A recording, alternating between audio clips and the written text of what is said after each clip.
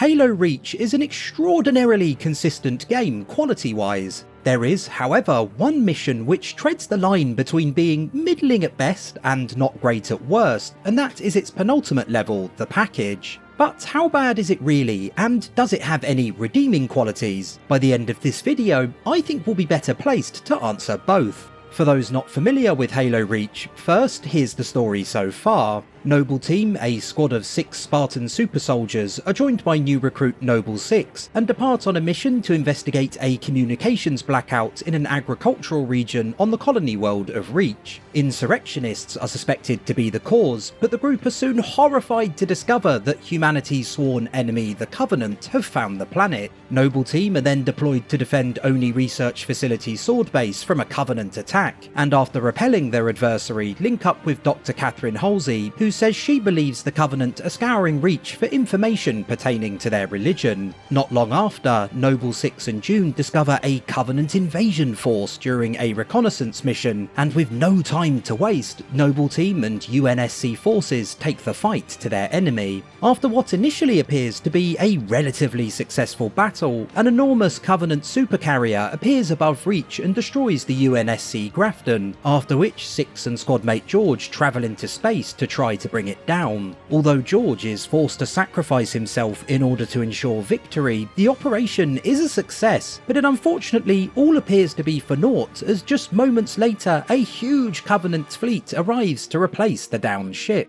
Crash landing back on Reach, Noble 6 fights his way through New Alexandria and assists in the evacuation effort, before eventually leaving the doomed city to rejoin Noble Team. Together they set about destroying 3 communications jammers, but it all ends in devastating fashion, as out of nowhere teammate Kat is killed by a Covenant sniper. Noble Team then return to Sword Base, this time with the intention of destroying it completely, and that is where we'll jump into the action. The package opens with Colonel Holland and Noble Team's leader Carter discussing the mission.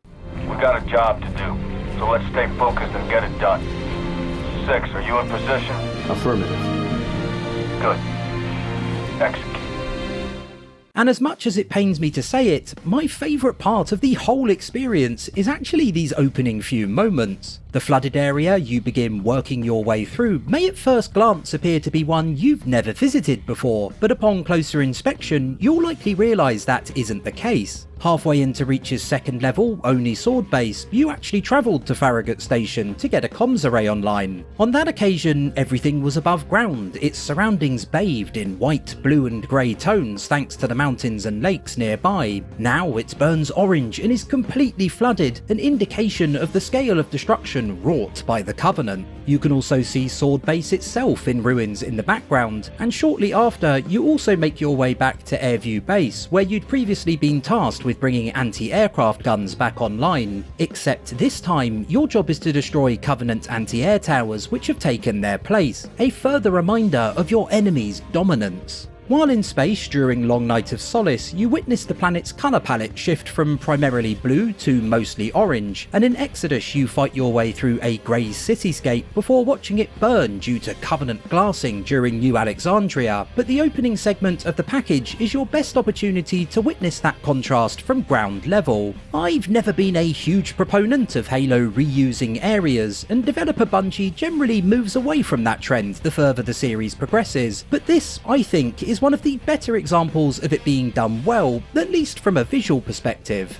Initially, you might not even realise you're exploring a familiar environment, such is the level of devastation. Once a few Covenant have been cleared from the immediate area, you're able to hop on board a Scorpion as you continue your push towards the base. Driving up a hill towards the Covenant's guns as a battle happening in the skies comes into view is striking. Again, note the stark difference in the background between Oni Sword Base and the far more haunting equivalent in the package. However, everything else is okay at best. This section is the only one of its kind in Reach, and I wouldn't blame you if you expected a little more from the Scorpion's lone appearance. The first area is very narrow and offers little in gameplay terms you won't have seen before, while the second is a tad more open and much more dynamic, with plenty of vehicles on the ground and in the sky, along with Noble Team providing air support, but is nevertheless fleeting at best. In addition, the Scorpion is a nightmare to control, and there's really not much choice offered in how to approach things. I remember reading once that the plan was for this portion of the package to be longer and include more dropships, warthogs and enemies, and it's a shame that never came to fruition, as it would have really improved it. As it stands, it is fairly disappointing and is, in my mind, one of the weaker tank segments in the series. There's no time to lose as you journey on foot and arrive at the base itself. Tango, coming from the pad. And the garage. Double time at 6, come on. But what follows is again uninspiring. Like the Scorpion run before it, the most interesting parts are how the various backdrops have changed, with the base in a terrible state and the bodies of fallen Marines littering its hallways, rather than any of the gameplay which actually occurs within them. All this bog standard gameplay reveals issues with pacing too. This is the penultimate mission in Bungie's final Halo title, and with everything leading up to it being so exceptional, the package puts something of a damper on events. Previously, you had Tip of the Spear, the true start of the wide-scale conflict, Long Night of Solace, the midpoint crescendo, Exodus, the city assault I'd always dreamt of, and New Alexandria, an unexpectedly fresh take on the series formula. It's fantastically paced, consistently engaging build-up. But then you work your way through the package, a level where everything feels distinctly normal. Until its end, there is little to write home about unless you include the Scorpion's only outing, no extended periods of gameplay. You play through a few short sequences that underwhelm and last little more than a few minutes before you reach the final holdout deep below the base. Much of the excitement and considered pacing Bungie works so hard to foster is killed near stone dead, with most of the affair being as by the numbers as it could possibly be.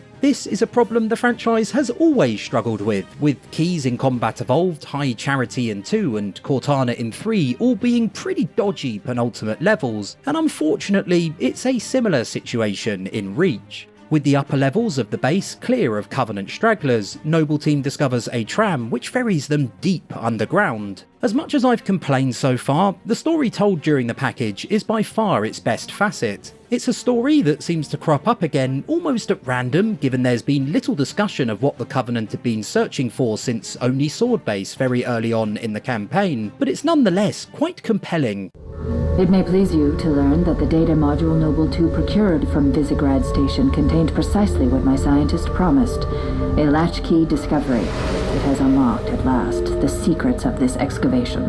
Not sure I understand. Your orders were a pretext to bring you to me and have been overridden. You are here, Team Noble, to ensure the delivery of this vital data to a secure location. Doctor, our orders are to destroy all sensitive material. Others will handle the demolition. It's also worth noting the name of the final chapter, This Cave is Not a Natural Formation, a tongue-in-cheek reference to a rather famous piece of dialogue in Halo Combat Evolved's second mission, Halo. This cave is not a natural formation. Someone built it, so it must lead somewhere.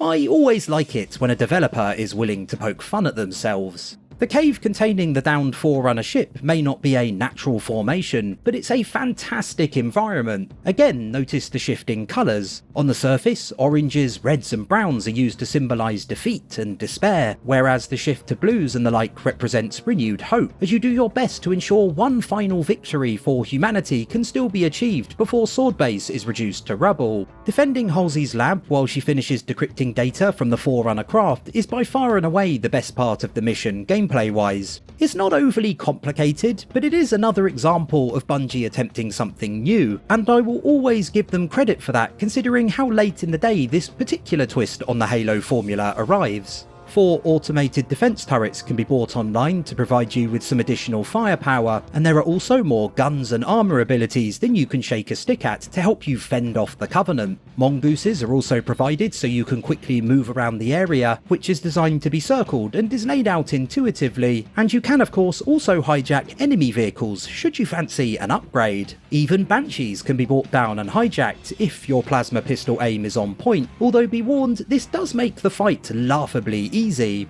It is a novel encounter which is entertaining but arguably goes on a bit too long. The problems with pacing are apparent here too though, and in fact I actually think the section exacerbates the issue somewhat. In spite of all the action, all the mayhem, you are ultimately stuck in one place, and when the rest of the package already makes it feel like the brakes have been slammed on, it does little to alleviate things. You make your way through the unremarkable early stages which already serve to slow things down, and then events grind to a halt after as you patiently battle hordes of Covenant until Halsey's work is done. What I would say is that narratively this section makes a lot of sense. You lost George during Long Night of Solace, Kat met her maker during New Alexandria, and you'll bid farewell to June very shortly too. With that being the case, it's fitting that we get to fight through one last battle with all the surviving members of Noble Team present before they either leave or are inevitably killed. The package's closing scenes are terrific at least, with Noble's six-handed custody of Cortana, while some familiar music you might just recognise kicks in.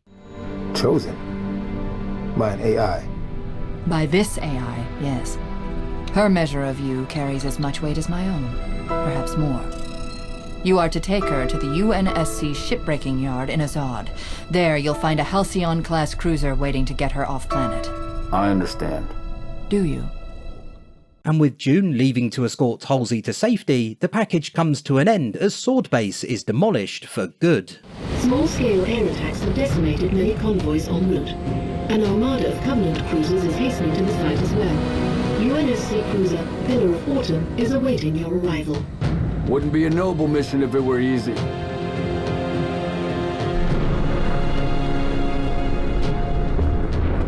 When all is said and done, a lot of my issues with the package are down to pacing as much as anything else. The Scorpion run, the on-foot section after, the holdout near its conclusion, there's nothing that really makes my blood boil, but at the same time, the whole affair feels cobbled together in the extreme and quite uneven. In story terms, the mission has a lot going for it, but in between the admittedly excellent cinematics, I always feel like I'm constantly being plunged into brief gameplay sections which don't come together to create a cohesive whole. Bungie has always struggled to create compelling penultimate levels, and that remained the case right up until they moved on to pastures new. The package is the worst level in Halo Reach, and while the game still ends up finishing very strongly indeed, for a moment or two not far from its end, it almost enters a tailspin. Thanks for watching the video, boys, girls and Spartans. If you thought I was on fire during this video more than the planet of Reach, do consider liking, subscribing and sharing your thoughts regarding the package, and touch wood, we'll meet again soon.